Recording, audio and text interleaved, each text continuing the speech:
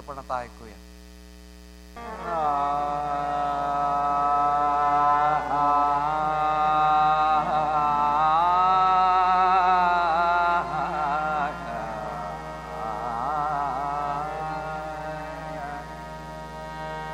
शाखा खाली मूळवरी,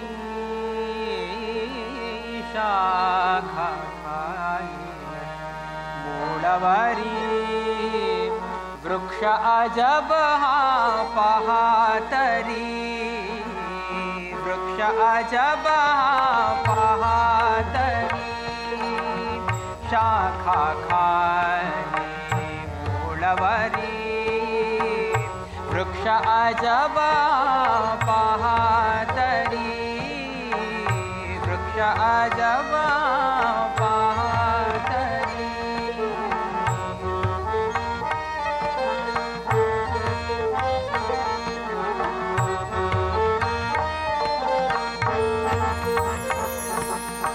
त्रिगुणे शाखा पहा बहरल्या, खाली वर सर्वत्र पसरल्या, त्रिगुणे शाखा पहा बहरल्या, खाली वर सर्वत्र पसरल्या, रसगंधादिक विषयाचे ते, रसगंधादिक विषयाचे ते, रसगंधादिक विषयाचे ते, रसगंधादिक विषयाचे ते, रसगंधादिक विषयाचे ते, अंकुर त्याजवरी,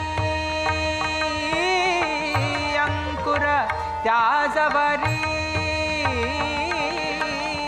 अंकुर त्याजवरी,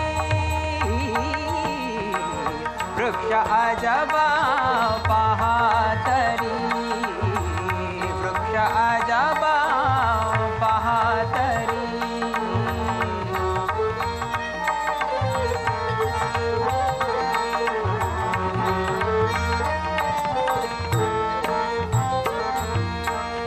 यथार्थ त्याचे रूप अर्जुना, इहलोकी नच कळले कोणा.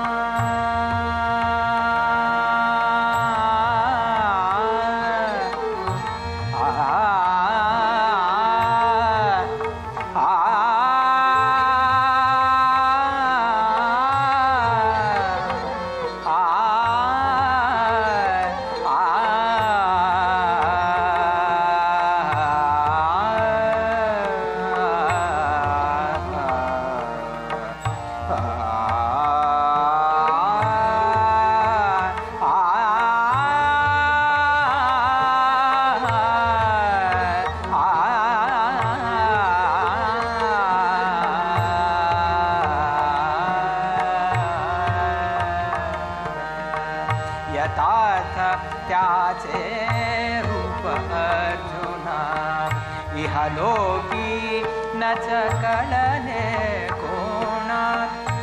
आदि अंत आधार गवसले, आदि अंत आधार गवसले, आदि अंत आधार गवसले, आदि अंत आधार गवसले, आदि अंत आधार गवसले, नचरे आजवरी, नचरे आजवरी, वृक्ष अजब पहा तरी, वृक्ष अजब पहा तरी.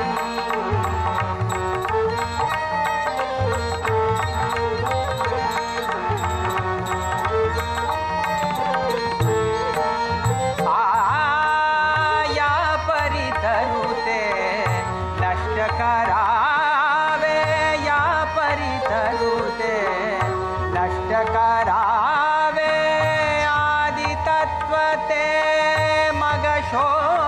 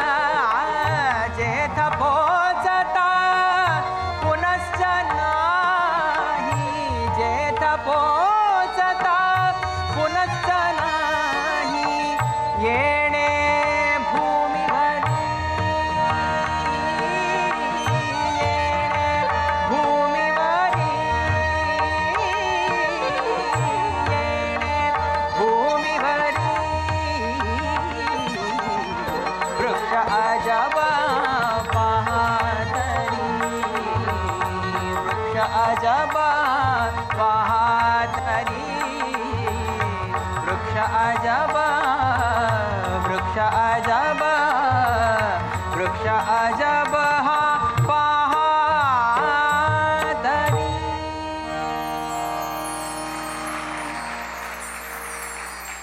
फार सुंदर अशा रीतीने ज्ञानाचा प्रवास झाल्यानंतर ते ज्ञान स्थिर होण्याच्यासाठी अंतःकरणाची सत्व संशुद्धी म्हणजे सत्वगुणाची वृद्धी व्हायला पाहिजे.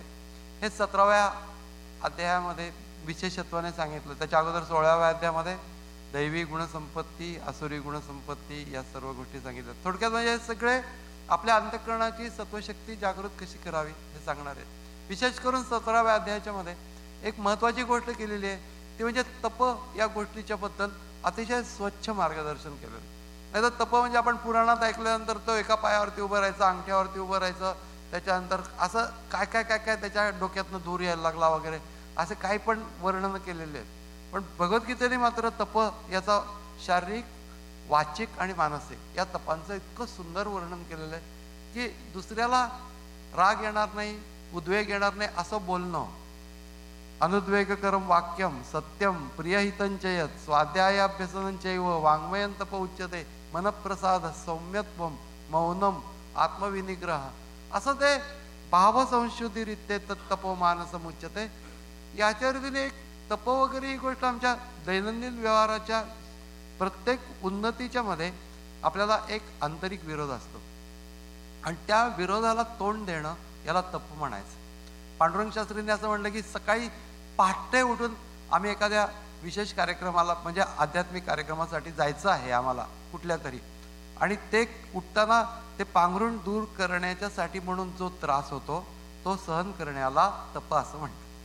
म्हणजे तप याचा अर्थ काहीतरीच असं नसून आमच्या आंतरिक उन्नतीला जो आतून विरोध असतो तर त्या विरोधाला तोंड देणं म्हणजे तप. असं फार सुंदर वर्णन निर्णय लोकांनी याच्यावरती विवेचन केलं. पण 17वा जो अध्याय आहे तो 17वा अध्याय अशा रीतीने असं सांगतो की तुम्ही सत्व संशुद्धी करून घ्या. आणि त्याच्यानंतर अर्जुन कृष्णाला असं विचारतो आहे की मला नीट समजलंय की नाही कुणास ठाऊक. तर तो पहा असं तो त्यांचा संवाद आपण ऐकू आणि त्याच्याबद्दल अर्जुन बोलतोय. हरे कृष्णा. कृष्णा, त्रिविध दान आणि तप या विषयांच्या बद्दल तू जे मला समजून सांगितलंयस ते आपण पाहूया. मला बरोबर समजलंय का?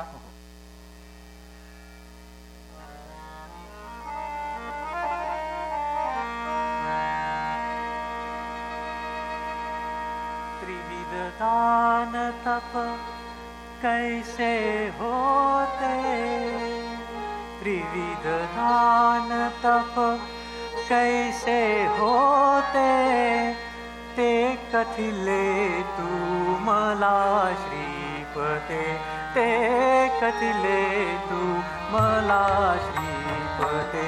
त्रिविध दान तप कैसे होते, त्रिविध दान तप कैसे होते, ते कथिले तू मला श्रीपते, ते कथिले तू मला श्रीपते.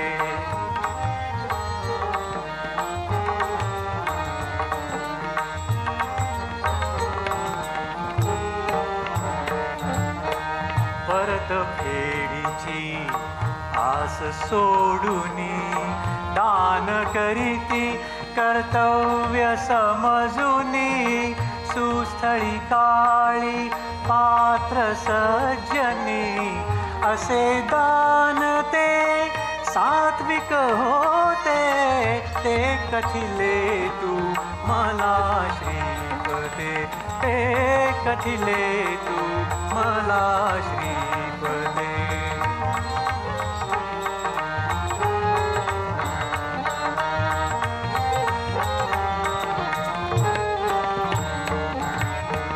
गुरुचरणाचे पूजन शुचिता, ब्रह्मचर्य ते सहज सरलता, हिंसेचाही त्याग सर्वथा, तपदेहाचे असे होयते, ते कथिले तू कथिले तू मला श्रीपते.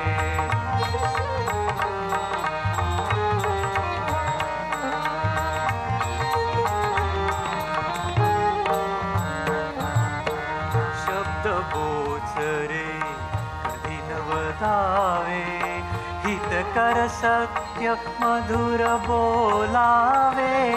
शास्त्र आपुले अभ्यासावे, तपवाचेचे असे होयते. ते कथिले तू मला श्रीपते, ते कथिले तू मला श्रीपते.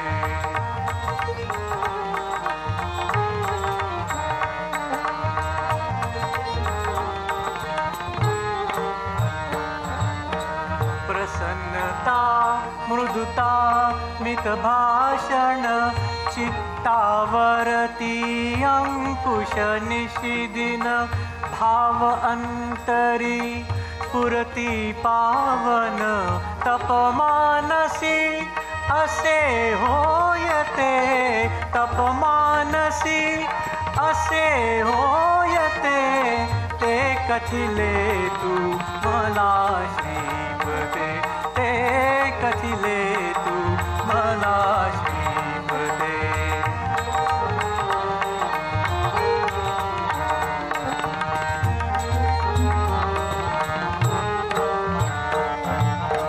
श्रद्धेचे खत पाणी द्यावे, त्रिविध तपाचे तरु फुलवावे. फल सारे ते परिसोडावे, फल सारे ते परिसोडावे. असे होतसे तप सात्विकते, ते कथिले तू मला श्रीपते, ते कथिले तू मला श्रीपते. ते कथिले तू, ते कथिले तू, ते कथिले तू मला श्रीपते. एकंदर अर्जुनाला सगळं समजलेलं आहे. आणि त्याच्यानंतर आता 18वा अध्याय, ज्याला कळसाध्याय असं म्हटलं जातं, त्याच्यात पुन्हा कर्मयोगापासून सर्व गोष्टी सांगितल्यात. एकाध्यायी गीता असं त्याला म्हटलं जातं. त्याच्यामध्ये यत प्रवृत्तिर्भूतानाम येन सर्वमिदं ततम, हा जो श्लोक आहे, स्वकर्मणा तमभ्यर्च सिद्धिं विंदती मानवः, म्हणजे स्वतःच्या कर्माने ईश्वराची पूजा करणे हा भाव. सावरकर ज्या वेळेला अंदमानमध्ये होते त्यावेळेला त्यांनी आपल्या भावाला एक पत्र पाठवलं होतं. त्याच्यात म्हटलं की माझी शारीरिक क्षमता जेवढी चांगली आहे त्याच्यापेक्षा मानसिक अवस्था खूपच उत्कृष्ट आहे. याचं कारण की या श्लोकाला धरून मी माझं चक्की पिसण्याचं काम जरी असलं तरी सुद्धा ती ईश्वराची सेवा या भावाने मी करत असतो. त्यावेळेला शरीर मन ठणठणीत राहील. सगळ्या महापुरुषांनी या भगवद्गीतेचा अभ्यासही केलेला होता आणि त्याप्रमाणे ते जगले पण होते. लोकमान्य टिळकांना वयाच्या त्यांच्या 51व्या वर्षी राजद्रोहाच्या याच्यामध्ये खटल्यामध्ये ती कैद्याची वस्त्र द्यायची ज्याच्यावरती वेळ आली, त्या तुरुंगाधिकाऱ्याच्या डोळ्यामध्ये पाणी आलं. त्यावेळेला ते म्हणला की माझ्या काय दुर्भाग्य आहे. तर ते म्हणले तुम्ही वाईट वाटून घेऊ नका, ही माझी पूजा आहे म्हणले आणि पूजेची वस्त्र आहे.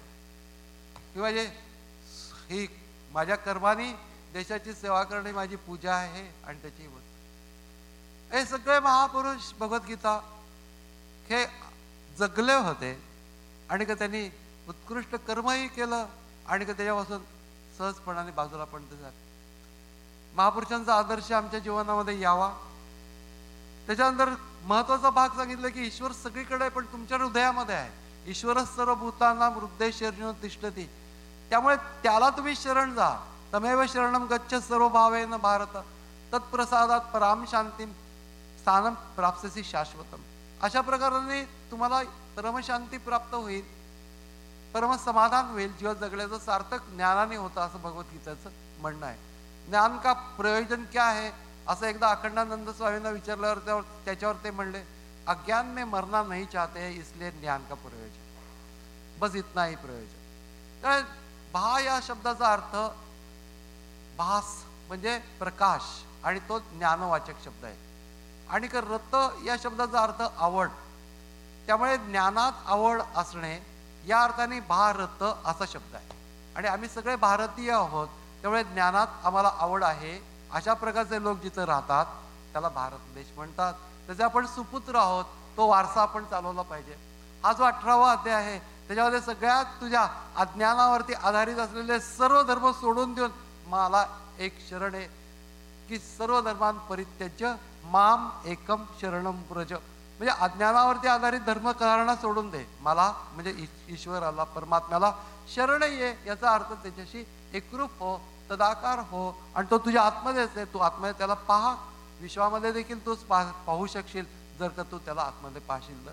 असा गीतेचा एक संदेश आहे की प्रत्येकाच्या मध्ये चैतन्य रूपाने ईश्वराचा वास आहे आणि त्याचा त्यांनी अनुभव घ्यावा. आणि तो अनुभवजन्य जे ज्ञान असतं त्या ज्ञानाला आत्मज्ञान असं म्हणतात. हे ज्ञान प्राप्त करून घेणं हे गीतेचं मुख्य उद्देश आहे, म्हणून याला साक्षात्कार योग असं म्हटलेलं आहे. ही गोष्ट प्राप्त झाल्यानंतर अर्जुन आता हे सगळं समजल्यानंतर आता कर्म न करण्याचं कारण काही नाही. एकदा वशिष्ठ ऋषींना रामाने असं विचारलं होतं की ज्ञानीपुरुषांना कर्म करण्याचं कारण काय. त्याच्यावर ते म्हणले की ज्ञानीपुरुषांना कर्म करण्याचं कारण नाही, त्याचप्रमाणे कर्म सोडण्याचं पण काही कारण नसतं. त्यानुसार आता अर्जुन कृष्णाशी बोलतो आहे, शेवटचा संवाद त्याचा, आणि मग तो आपण ऐकूया. पार्था, तू म्हणालास ते अगदी बरोबर आहे. आता मला हे सांग, अज्ञानातून उद्भवलेला तुझा मोह नाहीसा झाला ना? अरे अच्युता अच्युता देवा भगवंता, नुसता माझा मोह नाही नाहीसा झाला, माझं कर्तव्य धर्माची स्मृती मला झाली, माझे सारे संशय दूर झाले.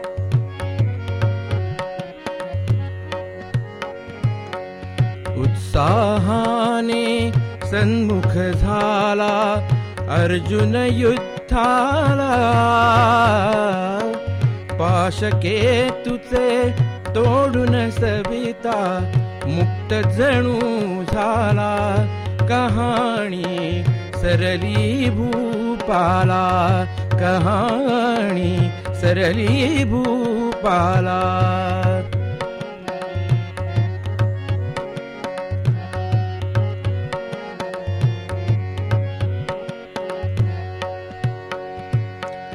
मानव रूपे श्री नारायण महारथी तो आणिक अर्जुन.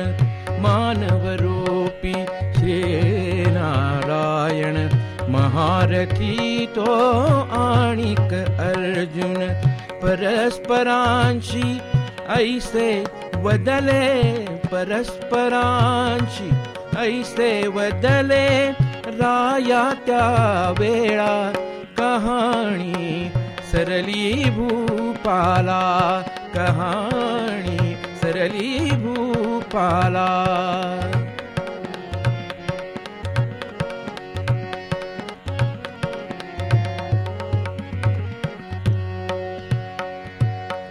श्री व्यासांनी करुणा केली, दिव्य दृष्टी ती मजला दिधली. श्री व्यासांनी करुणा केली, दिव्य दृष्टी ती मजला दिधली.